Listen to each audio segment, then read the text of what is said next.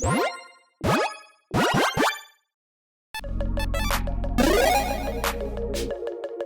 everyone, Mitch coming in with the Commanders Core Studio. Welcome to the show. So, the moment that you've been waiting for all of spoiler season. You've been wondering, Mitch, what are your favorite commanders from this set and from the precons? And now it is time for the Golden Pig of Bloomburrow. So let's start things off at number 10 with Clement the Worry Wart. And a reminder, these picks are based on my own personal opinions. They are my favorite ones, not necessarily the most powerful ones. Your opinions might differ, and that's okay. If you want to see the most powerful ones, check out the tiers list. Now, Clement the Worry Wart, 8/3/3 Frog Druid with Vigilance for 3 mana in Simic. Whenever it or other creature you control enters, return to one target creature you control with lesser mana value to its owner's hand. Also on top of that, frogs you control have tap at green or blue, only to cast creature spells though. So, this commander is one of those commanders that might just get thrown out the window by some players because, like, I don't want to build Frog Tribal.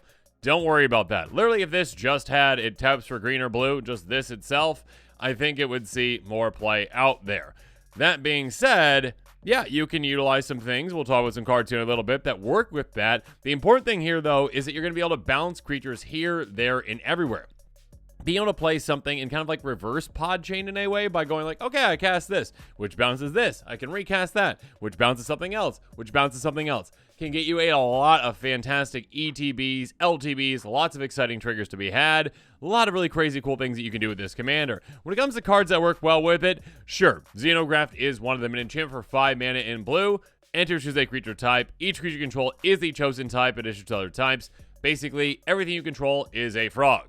Cool, they all can tap for green or blue, and they can help us cast our creature spells, so everything is a dork, which is great to help us cast other creatures that are going to become dorks too. So, we can include this in the deck, even if we're not going to lean heavily into frogs, which I personally will not. Reclamation Sage, though, again, there are a lot of great ETBs, especially in these colors. 2/1 Elf Shaman for 3 mana, ETB, destroy target artifact or enchantment. So, yeah, play this. Cool, destroy something. Awesome. Later in the game, play something slightly bigger to bounce us back to our hand to replay it to be able to destroy something else. Being able to, again, chain down, be able to destroy multiple things throughout the game with this can be quite nice. Cloud of Fairies. Yet another one, and this one's kind of like free. A 1/1 fairy for 2 mana in blue, flying, enters, untap up to 2 lands. Essentially, that could be, well, just 2 mana, which is great. Again, basically a free card, which again can help us chain from this one to that one to that one to get whatever trigger when this comes into play. Outside of that, when we've got other things in play too. And then on top of that, if you have lands that can tap for more than one, cool, you can even ramp with this as well. Next up, Soul the Harvest. Again, speaking of other triggers. 6/6 Elemental will trample for 6 mana in green. Whenever another non-zone creature is about to control, draw a card. You may draw a card, I should say. That being said, being able to, again, chain from one creature to the next, especially with those free ones like I talked about, the Cloud of Fairies, that can be absolutely huge. I mean, Peregrine Drake, anyone as well. Romus' Monument, yet another great card to consider for the kind of deck like this. Legendary Artifact for 3 green creature spells you cast, cost once to cast. Whenever you cast a creature spell, target creature control that's plus doing against ramps on a turn. Be able to reduce the cost of our creature spells can be absolutely massive again, especially when we're working our way down. Cast a creature, to bounce a creature, to cast a creature, to bounce a creature, cast a creature, bounce a creature. You see where this is going, all while pumping a creature a ton as well. So again, a commander that some might just throw out the window and say, nah, I don't want to do frogs. Now, no frog tribal here.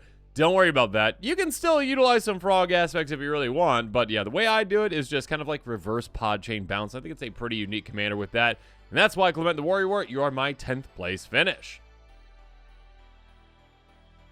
Next up at 9th place, we've got yet another frog. Helga, Skittish Seer, a 1/3 frog druid for 3 mana in Bant. Whenever you cast a creature spell of mana value 4 or greater, you draw a card, gain 1 life, put a counter on Helga, Skittish Seer. Tap, add X mana of any one color where X is Helga's power. Spend this mana only to cast creature spells with mana value 4 or greater and their creature spells with X in their mana cost. Basically, cast big things. So this is a commander that says, hey, I'm going to give you a lot of value throughout the game. Again, whenever you're casting something that meets that requirement, you gain 1 life, you get a counter on this, you draw a card. That's a good amount of value. And also, by the way, I keep gaining more and more power, and also then I can tap for a lot of mana. That being said, there is that restriction. You're only getting value out of things that are mana value 4 or greater. So I love living within that restriction. I love the amount of value that you can build with this, and the crazy kind of deck that you can build that's probably a little bit slower, but that's okay. Once you get things going, you can really roll down that hill and absolutely demolish your opponents. Accomplished Alchemist. Tap add 1 mana of any color. Tap for X mana of any one color. X amount of life you gain this turn. It's a 4 mana card, of course. This one says, you know what? We can work into some of those life gain synergies potentially. We can actually make it so this can tap for a ton of mana throughout the game.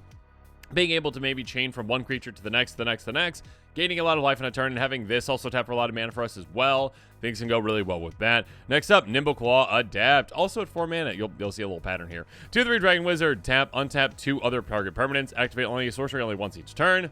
Being able to untap things can be absolutely amazing, especially with a commander that you will want to untap, so you can tap it again. Again, at a certain point, it's going to have a ton of power. Be able to just cast multiple things in the same turn with it. Now, if we can untap it and really harness that power again, that can be absolutely massive. And, of course, our other mana dorks as well.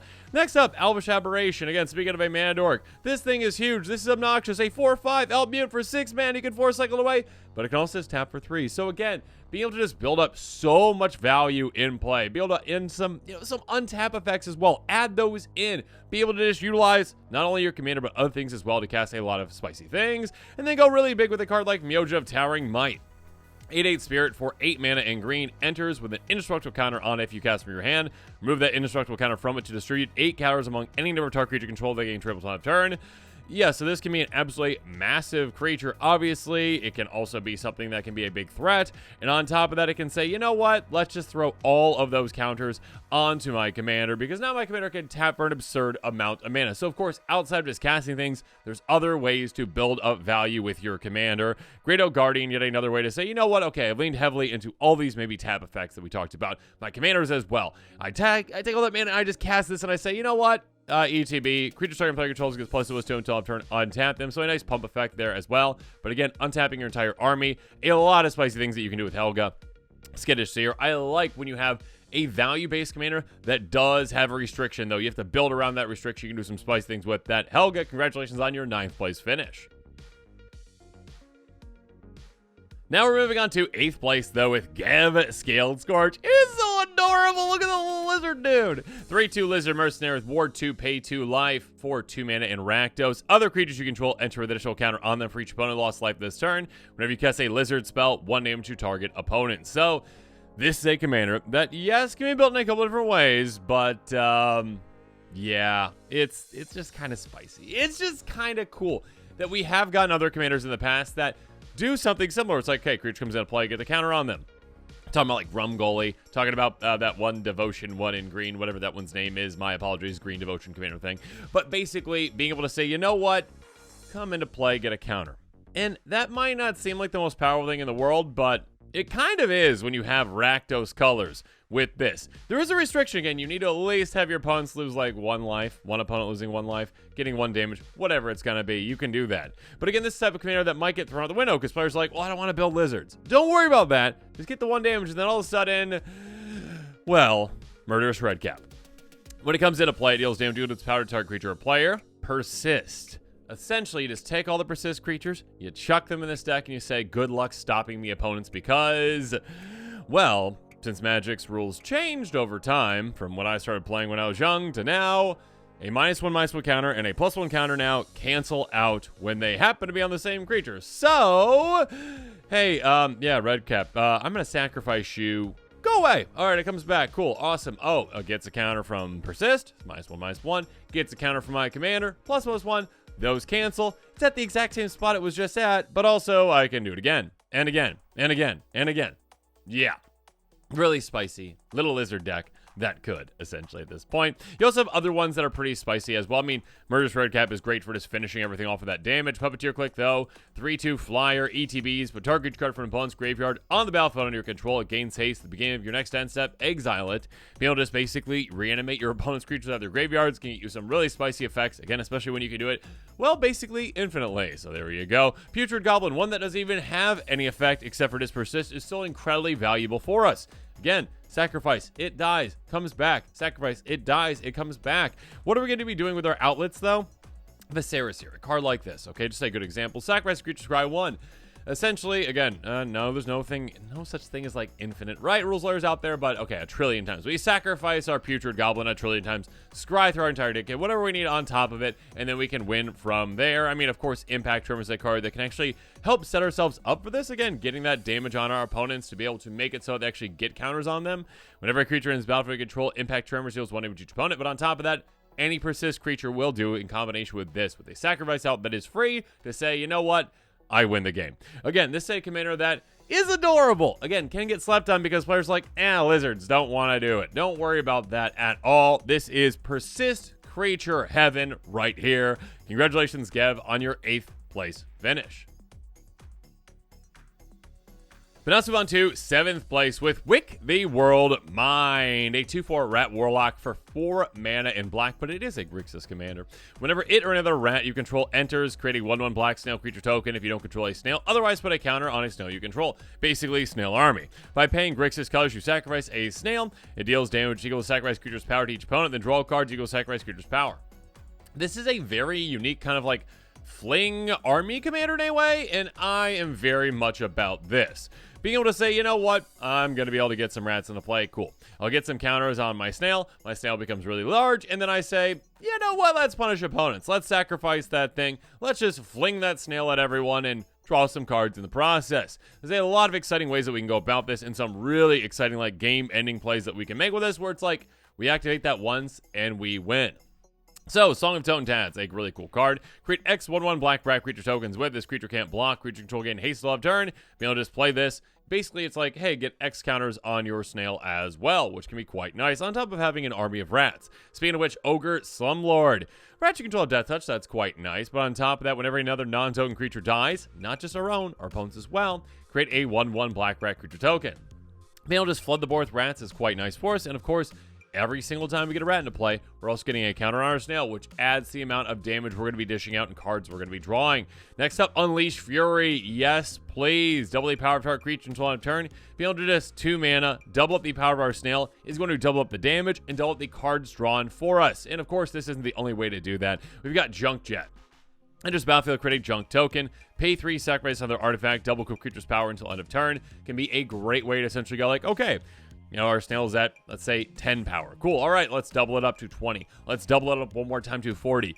And goodbye, opponents, at that point. Next up, Psychosis Crawler. Speaking of goodbye, opponents. Power does equal number of cards in your hand. That's nice. More importantly, though, whenever you draw a card, each opponent loses 1 life. Being able to say, you know what?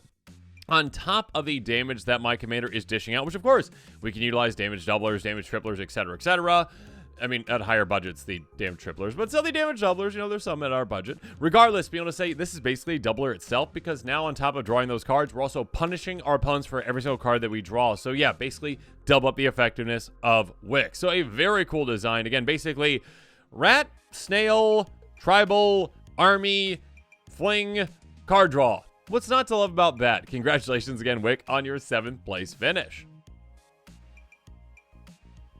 But now let's move on to 6th place with a luge, or a loogie. I have no idea how to say that, but it's fun. I mean, a loogie. It's funny.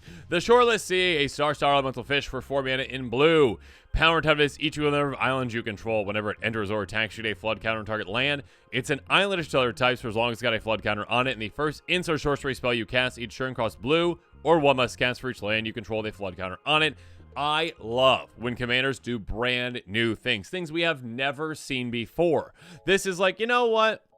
You've seen cost reduction before, right? You've seen cost reduction on commanders. You got like Animar reducing cost for creatures, right? But we've never seen, except for, well, Morophon, but that's a whole different thing, essentially. That one only reduces the cost of pips.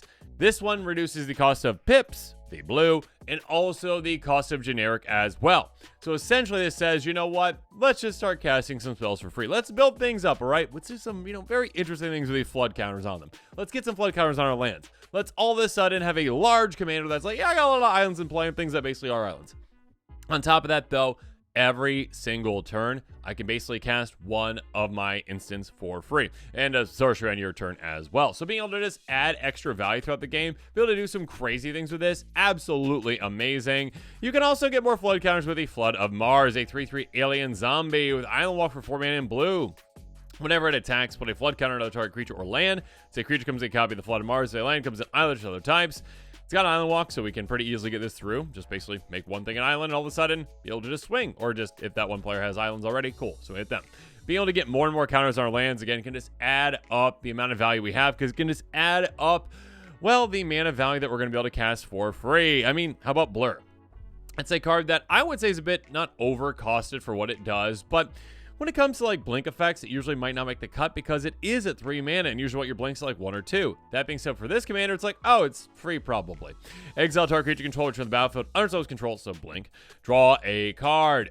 Being able to just do this and just blink our commander again is a great way to use that ETB to make our other spells cost less, on top of this just being a great cantrip. Mystic Confluence, how about even more value to be had? Instant for 5 mana. Choose 3, same mode more than once if you want. Counter target spells controller pays 3. Bounce a creature back to its owner's hand or draw a card. Yeah, again, whatever value you want. Again, this could be a free counter spell for you just out of nowhere, and you get also card draw with it or bounce with it too. Speaking of card draw though, Flow of Knowledge. Take advantage of all of those islands that you have and things that you turn into islands essentially. Draw a card for each island you control, then discard 2 cards. So again, we're going to just freely play this on our opponent's turn. Be like, oh yeah, okay, you're done doing what you're going to do? Sweet. All right, I'll just draw a ton of cards and then set myself up for my next turn. Speaking of extra value though, on your turn, Amunatu's Augury. Oh my goodness. Exile the top 8 cards of your library. You may put a land card from among them on the battlefield till end of turn. For each non-land card type, you may cast a card from that type without paying its mana cost. Think about getting up to 8 mana eventually, essentially for free, which you definitely can do with this commander once you are building things up. And all of a sudden you're like, oh, okay, I just cast this for free, which casts other things for free. Lots of value to be had. So yeah, this commander, again, goes in a unique direction. I also love the art on it. It goes in a unique direction, has a fun name, and can actually be a win condition of itself, being able to hit really, really hard. So yeah, a very cool commander. Congratulations, a Lugi, whatever your name is, on your 6th place finish. Next up at number 5, though, we got Zinnia Valley's Voice, a 1/3 bird bard with flying for 3 mana in Jeskai. Plus X plus 0x, the number of other creatures you control at base power 1. Creature spells you cast that have offspring. You cast have offspring too. There we go, we got there. Basically, this is a commander that you could just go like, hey, you know what, make a bunch of tokens, and all of a sudden, swing with this and hit incredibly hard, because that base power. That being said, yeah, I absolutely love making creature tokens out of things that should not be able to make creature tokens out of. My entire, like, Gigantha Karuga deck that's all it is. It's basically like, hey, make a creature copy of this. Make a creature token copy of it, and then populate that and do some crazy things, and there's some really crazy things we can do with this. Of course, we can, lean into Populate. Rootborn Defense is an amazing card. Populate, creature control, gain indestructible up turn. Be able to protect our entire team while also getting an extra copy of something that we shouldn't be able to get an extra copy of is great. Muster the Departed. Enters, you create a 1/1 spirit creature with flying. Morbid, at the beginning of your end step, if a creature died this turn, populate. Again, we're going to be aggressive with this counter deck. We're going to swing with our creatures, including maybe those 1/1s that, you know, are creature token copies of other ones, but still, that's okay. When they die, we can replace them, get an ETB again, get an LTB, whatever we need to get those triggers, have a lot of fun with that. Peregrine Drake enters untapped to 5 lands. Think about just offspringing this. Again, you paid extra 2 mana. Cool. You made an extra copy of this. All of a sudden, you are just absolutely like a ritual effect with this, essentially. Again, ETB, untap another 5. You're untapping 10 lands in total for paying 7 mana. And then if you can populate that later, that's just free mana to be had. So if you have lands that can tap for more than 1, even better than that. Next up, Merry Angel creates tokens, and then, yeah, it's also going to be an extra token itself. 3/3 Angel with flying for 4 mana. Landfall, whatever land is above your control, you may create a 1/1 white bird creature with flying. Getting more of these out just means that the more landfall we have, the more flyers we are making. So yeah, being able to get an extra copy of this and then maybe populate that further makes it so our land drops are absolutely incredibly impactful. And our Brutoclad, you know, that's just a commander that absolutely loves just creating creature token copies of other creatures that, again, you shouldn't be able to. This one says, let's solidify everything. Let's turn all those tokens we have into the same thing. Creature tokens, you have haste. That's nice. At the beginning of combat on your turn, you get a 2/1 blue Phyrexian mirror artifact creature token. Then you may choose a token you control. If you do, each other token you control becomes a copy of that token. Again, going so wide with tokens is great. Turn all of them into whatever you want. Just think that you have like 20 tokens to play at a certain point. You're like, okay, now they're all Mirror Angels. I play 1 land. Boom. Just double up my army all of a sudden. Absolutely crazy. Evolving Wilds. Crack it. You know, get another thing. Zinnia Valley's Voice. You're a very cool commander. Again, you are one that can be built in a couple different directions. You give players a new avenue, a different direction they can go with something. Again, taking advantage of creatures that you shouldn't be able to get extra copies of, but now you can very easily. Absolutely love it. Zinnia Valley's Voice, congratulations on your 5th place finish. Next up onto 4th place, though, with Glarb, Calamity's Augur. A 2/4 Frog Wizard, Noble Death Touch for 3 mana in Sultai. You may look at the top card of your library anytime. I love those words. You may play lands and cast spells with mana value 4 or greater from the top of your library. Tap Surveil 2. This is the type of commander that says, you know what? Let's just use the top of our library as a second hand. Again, and like the commander we talked about earlier, yeah, it's a restrictive one. So we actually have to work with this. We can build a unique deck around this and say, you know what? I'm going to build a full deck with mana value 4 or greater. It's not going to be the most efficient thing in the world, but it's going to be spicy. It's going to be fun. It's going to allow me to have a unique experience with this game, which I absolutely love. And by the way, I can help manipulate the top of the library too. But of course, we've got other cards that can help us do that, including Charmed Pendant. Yeah, I love when you can utilize old, weird cards that never see play, essentially. Artifact 4/4, tap, mill 1 card essentially. For each colored mana symbol in that card's cost, add 1 mana of that color to your mana pool. Place the only time you could play an instant. And basically, it's a mana rock that is based off of the amount of colored mana symbols off the top of your library. Being able to mill the top card, because we know what the top card is, we can hit some really spicy things. We can essentially say, I don't want to play that. Cool, let's get rid of that. And all of a sudden, be able to just get a lot of mana out of it too. Another way to essentially mill ourselves too is something that costs more than 4. Hair Strung Koto. Tap an untap creature control target player, mills 1, basically. So being able to just utilize all of our creatures, not just Glarb, to manipulate the top of our deck can be absolutely huge. Being able to just go, oh, okay, cool, yeah, that to that creature in play. Even tapping it right away again because the effect is on this. It's absolutely fantastic. Also, we can take advantage of those big spells too, with something like a Moti Celebrant of Bounty. 3/1 with Cascade itself. Spells you cast from converted mana cost 6 or greater have Cascade. Again, we're going to have some pretty hefty mana values in this stack. Being able to utilize them to the fullest can be absolutely amazing, getting more and more value out of them. Not just being able to cast off the top of our deck, be able to cast other things for free off the top of our deck. Thrix the Sudden Storm. 4/5 Flash Flying. Spells you cast with mana value 5 or greater cost 1 less and can't be countered, so being able to reduce the cost of our spells even further can help us really churn through our deck. And again, we're in green as well. We've got plenty of great ways to ramp. We can really do some spicy things with that. If you do want to, break the policy a little bit and consider a card like Kozilek's Unsealing, it doesn't cost 4. This is one of those times you're like, I wish you cost 1 more. It says, whenever you cast creature spell with mana value 4, 5, or 6, create 2 Eldrazi spawns. You can sacrifice for mana. Whenever you cast a creature spell with mana value 7 or greater, draw 3 cards. Again, depending on what kind of a build you want, consider it or not, it's a good value card for a hefty mana value deck. Karuga the Macro Sage. Anytime you can throw Karuga in as a partner, it's like, oh yeah, everything costs 3 or greater. Cool. Enters the battlefield, draw a card for each other permanent you control with mana value 3 or greater. Great companion if you've got a deck, like Glarb, that's like, hey, you know what? Let's have things cost a good amount. So you can build this one again with a restriction. I love having the restriction. I love that access to the top library. I love what this is doing. Also, some untap effects can be fun with it too. Congratulations, Glarb, on your 4th place finish.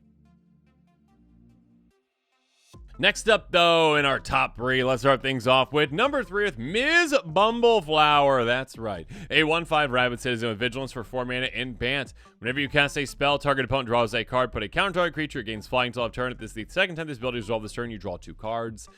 This is the kind of commander that, again, just might seem like weak sauce to many players out there. It's like, oh, it's just Group Hugger, right? That's all that does, right? That's not threatening at all. One of my favorite decks of all time is my Feldergriff deck. I love it. I love it. And this is like Feldergriff adjacent. Feldergriff can't force draws. It gives an opponent the option. This does force draws, though. So although that might seem like all downside to you, that you have to give an opponent a card, or if you're just doing group hug and you're like, well, I just want, Kingmake essentially, then sure, go in that direction. But essentially with this, you can use that as a win condition for yourself. This is value for you. Again, the more spells you cast, if you get to 2, essentially in each turn, you're drawing 2. That's great for you. Dig down in your deck. You can also make a buddy throughout the game. Be like, hey, you know what? Let's be friends. Let's take them down. Let's do some things. Okay, I'll give you some cards. But also when you set it properly, you just can win in some crazy ways. First up, Greenbelt Rampager. Yeah, what a weird card. 3/4 Elephant for a single green mana enters. Pay 2 energy. If you can't return it back to its owner's hand, you get an energy. Cool. What's that for? Well, it's for Primal Prayers. Primal Prayers is a card that, can combo with this. Enchantment for 4 mana in green. Enters, you get 2 energy. You may cast creature spells with mana value 3 or less by paying under energy rather than paying their mana cost. You cast spells play. You may cast them at flash. Basically, play your Rampager for free. It bounces back to your hand. You play for free again. Bounces back to your hand. You keep doing this again, again, again. Getting infinite cast triggers. Not infinite rule slayers out there. A trillion, whatever it is. Just do it until you can make all your opponents mill out and lose. So do so in that way. Another way to do it, Baral's Expertise. Already a good card. Return to 3 target artifact center creatures back to owner's hands. You may cast a spell mana value 4 or less from your hand paying its mana cost. So essentially, with this, well, you cast Narumeha for free. Well, not the first time. Regardless, when it enters the battlefield, you copy target instant sorcery spell you control, choose targets for the copy. So essentially, you, well, cast this while the other card is on the stack. You copy Brawl's Expertise, which then is going to bounce some more things, including this one back to your hand, and also you cast something for free, which will be Narumeha. So then you do it again, and again, and again. Infinite cast triggers, being able to, well, mill your opponents out. There's a lot of different ways that you can go about doing this. You can also just go full group hug if you want. The way I would do it is, let's make a friend throughout the game, all right? You're my buddy. Let's take them down, all right? You get value, I get value. I'm ready to turn the game on its head now, and I win because of these weird cards that I'm assembling together. So yeah, Ms. Bumbleflower is not that threatening looking, but Ms. Bumbleflower is a deadly commander when built properly. So 3rd place finish. Congratulations, Ms. Bumbleflower.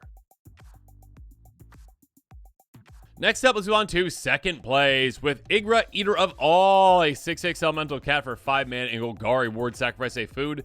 Other creatures are food artifacts, additional their types, and have pay 2. The food thing, tap, sacrifice, gain 3 life. Whenever a food is put in a grave from the battlefield, put 2 counters on Igra, Eater of All. This is the type of commander that turns the game on its head. It said, hey, these things were true. Now this is true. Every other creature is a food because I am a giant cat and I eat things. I eat every other creature essentially. So all the creatures being foods and them being artifacts can have a massive impact on how this game goes essentially. And by the way, when those are dealt with, I also get to get counters on myself too. So you can essentially say, you know what?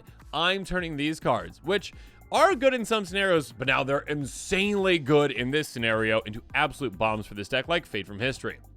Each player who controls an artifact or enchantment makes a 2/2 bear, then destroy all artifacts and enchantments.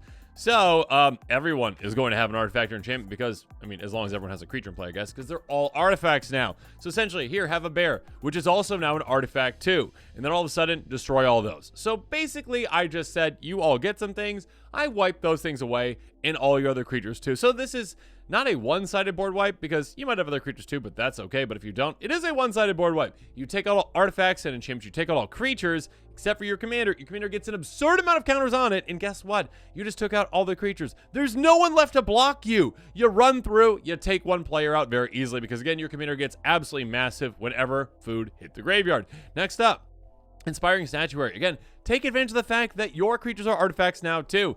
Non-artifact spells you cast have improvised. So now basically all of your creatures, which again are artifact foods, can tap for mana too as well to help you cast those spells.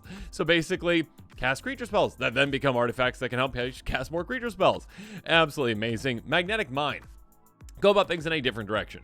Whenever the artifact is put engraved from the battlefield, it deals 2 to artifact's controller. Again, all creatures are artifacts. Now all of a sudden they are getting punished for that. And also if that player there is making a bunch of treasures, you're also getting punished too. So yeah, being able to just punish opponents and yourself a little bit, you know, that's okay. Because we also have a card like Fangren Marauder, a 5/5 beast that costs 6 mana in green. Whenever an artifact is put engraved from the battlefield, you may gain 5 life. Yes, please. I will gain all that life. All of a sudden, again, I have those food creatures, you know, essentially that are mine or my opponent's. Doesn't matter what it is. Again, a graveyard. Anyone's graveyard, I'm getting 5 life per creature that dies. Yeah, I'm going to pad my life total to oblivion, and I am just gone. My opponents will never take me down.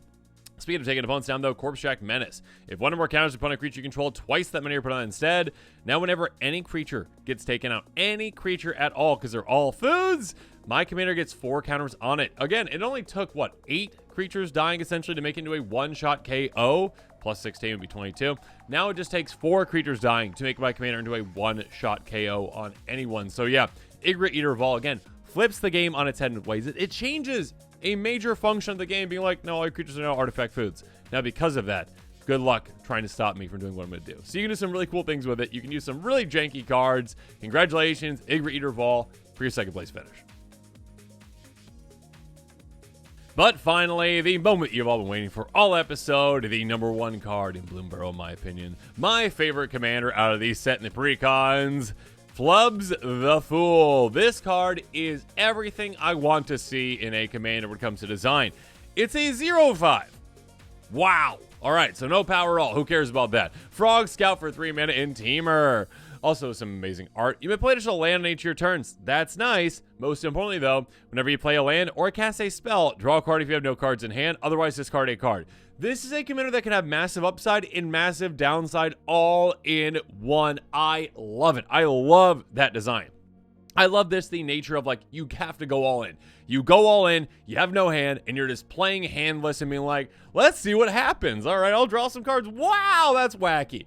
Yeah, you can do some really crazy cool things with this, and you can take advantage of being handless, but also you are going, a bit risky with this kind of a commander too, and I love that type of design. It's not just all value, all right? This isn't Urza, all right? This is not Urza. This is a frog that gets lost a lot, I guess, and just decides that, not having a hand is sometimes better than having a hand. We've got Noose Constrictor. It's a 2/2 snake with reach for 2 mana in green. Ironic that a frog's best friend is a snake. Okay, here we go. Discard a card, +1 till end of turn. Just having a free discard out of this commander can be absolutely amazing because, again, you are turning any land played and any card played into essentially draw 2. Not draw 2, but draw an extra card. Essentially replace that card as long as you have a hand. But if you have a hand, it's a downside. So being able to discard those cards whenever you want to, being able to get down to no cards in your hand can help you actually set up your next plays. Prognostic Sphinx. Discard a card, hex it until turn, tap it whenever it attacks, scry 3. So being able to, again, discard at will. Being able to say, you know what, I don't need those cards in my hand. That's fine. I get a little bit of value out of it. And also, I can have some other triggers from it whenever I'm discarding cards. Get some value out of that too. But being able to just say, I don't need a hand, that's actually kind of a fun thing to do.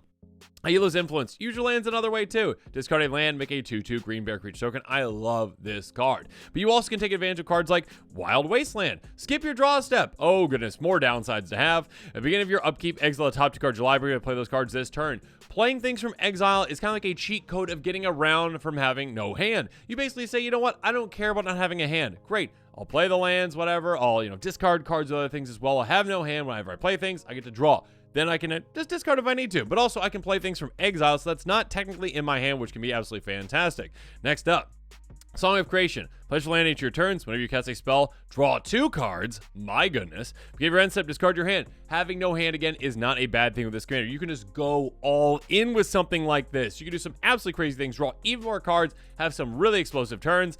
Thought Reflection as well. If you draw a card, draw 2 cards instead. Being able to just essentially be like, you know what I'm going to be doing is I'm going to be really just going all in. I'm going to have no hand, then I'm going to have, a lot of cards in my hand. Then I'm going to have no hand, then I'm going to have a lot of cards in my hand. I'm going to do a lot of spicy things, and Flubs the Fool just lets you do just that. Again, a commander that turns the game on its head and says, the rules are for regular people. They're like, yeah, okay, I always want to have a lot of cards in my hand. I'm like, I don't want a lot of cards in my hand. I want, like, no hand, and I get all this extra value. A lot of fun can be had with something like this. Flubs the Fool, I love your design. Congratulations on your first place finish. The Golden Pig of Bloomburrow. But now this episode is coming to a close. It's time for me to hear from you. So in the comments below, let me know your thoughts on my picks for my favorite commanders from Bloomburrow. Let me know what your favorite commander from Bloomburrow is. Where did we differ? Which ones do you like? Which do you don't like? Let me know in the comments below. And again, if you haven't seen my tier list rankings, make sure you check that out as well. And the pre-con rankings too. And of course, as always, thanks again and have a good one. This show and episodes like this one are possible thanks to viewers like you. If you're looking for an easy way to help support this show, make sure that you like, share, and subscribe. Also, hit that bell notification icon so you don't miss any new episodes. You can also go check out our playmats and other merchandise at thecommandersquarters.com. We also have a ton of brand new t-shirt designs in stock, so make sure you check out those as well. Another easy way to support this show is with our TCG Player affiliate links. So whether you're buying a deck or individual cards, you can use this general link right here or one in the description. And the final way that you can support this show is by supporting us directly by becoming a patron. There are many benefits to being a patron, and I truly couldn't do this without all of their support.